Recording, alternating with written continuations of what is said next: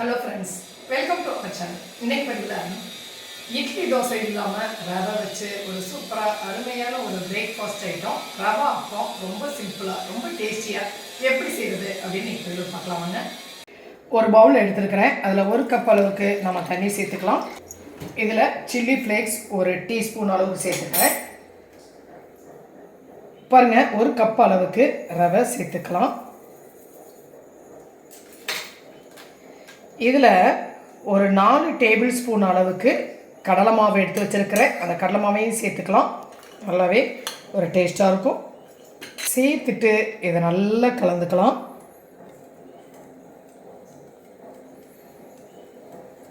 பாருங்கள், நல்லா கலந்தாச்சு. இதை மூடி போட்டு ஒரு 10 நிமிஷம் அப்படியே ஊற விடலாம். ஒரு 10 நிமிஷம் மாவு நல்லா ஊறிடுச்சு.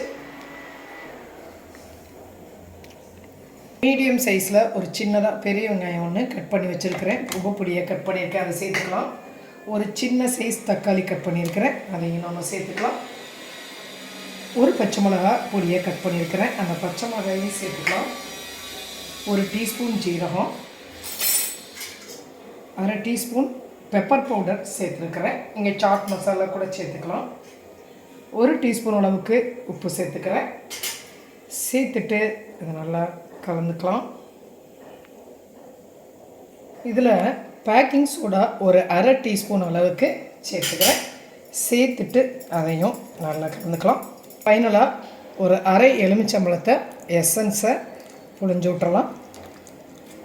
கருவேப்பிலை 2 எனக்கு பொடியை கட் பண்ணியிருக்கிறேன். அந்த கருவேப்பிலை இதோடு சேர்த்துட்டு கலந்துக்கலாம். பாருங்கள், மாவு இந்த அளவுக்கு பதத்தோட கலந்து ரெடியாக இருக்குது. இப்போ அதை நம்ம ஊற்றி எடுத்துடலாம். அடுப்பில் ஒரு தாளிக்கிற கரண்டி வச்சுருக்கிறேன். இதில் ஒரு டீஸ்பூன் அளவுக்கு நான் எண்ணெய் சேர்த்துக்கிறேன். எண்ணெய் காஞ்சிட்டோம். எண்ணெய் காஞ்சிருச்சு. இதில் கொஞ்சமாக ஒரு 1/4 டீஸ்பூன் அளவுக்கு நான் கடுகு சேர்த்துக்கிறேன். கடுகு பொரிஞ்சிருச்சு. இந்த மாவை இந்த மாதிரி ஒரு கரண்டி அளவுக்கு நான் சேர்த்துக்கிறேன். இதை அப்படியே மீடியம் ஃப்ளேமில் வேகட்டுங்க. ஒரு சைடு வெந்ததுக்கப்புறமா நம்ம திருப்பி விட்டுக்கலாம். 1 சைடு வெந்துருச்சு. இதை அப்படியே நாம் திருப்பி போட்டுடலாம். இந்த மாதிரி அடுத்த சைடும் நல்லா வேகட்டும்.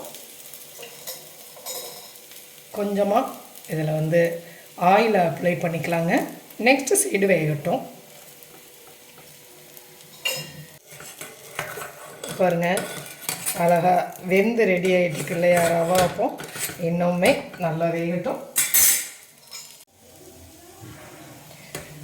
ரவா அப்பம் நல்லா ஒரு மிருதுவாக சாஃப்டாக மெத்து நல்லா புசு புசுன்னு வெந்து அழகாக ரெடி ஆகிடுச்சு. பார்த்திங்களா? இந்த மாதிரி ஸ்டேஜில் இந்த அப்பத்தை நாம் எடுத்துடலாம். இதே மாதிரியே எல்லாத்தையுமே நாம் ஊற்றி எடுத்துக்கலாம். பாருங்கள், சூப்பரான அப்பம் ரெடியாக இருக்குது.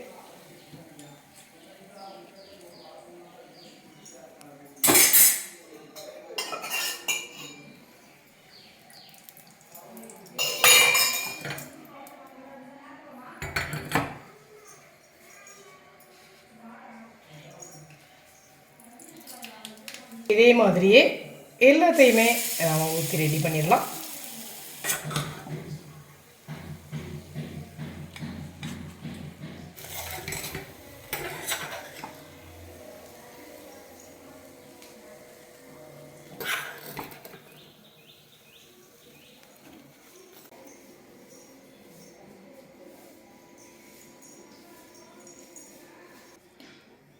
பார்த்தீங்களா? எவ்வளோ சுவையாக, எவ்வளோ சாஃப்டாக, ஒரு மெத்துன்னு ஒரு அருமையான ஒரு பிரேக்ஃபாஸ்ட் ஐட்டங்க. ஸ்நாக்ஸ் ஐட்டமாகவும் நீங்கள் செஞ்சு கொடுக்கலாம். இது எல்லாருக்குமே ரொம்ப பிடிக்கும். எவ்வளவு சாஃப்டாக இருக்குது பாருங்கள். இதை நம்ம தக்காளி சட்னி, தேங்காய் சட்னி, சாஸ் எதோடு வேணாலும் தொட்டு சாப்பிட்றதுக்கு நல்லா டேஸ்ட்டாக இருக்கும்.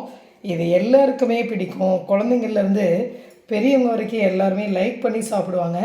செஞ்சு பார்த்துட்டு உங்களுடைய கமெண்ட்டை சொல்லுங்கள். பாருங்கள், ரவை கடலை மாவு வச்சு ரொம்ப சிம்பிளாக, ரொம்ப டிஃப்ரெண்ட்டாக, புதுசான ஒரு பிரேக்ஃபாஸ்ட் ஐட்டம் ரொம்ப குயிக்காக செஞ்சுட்டோம் இல்லையா?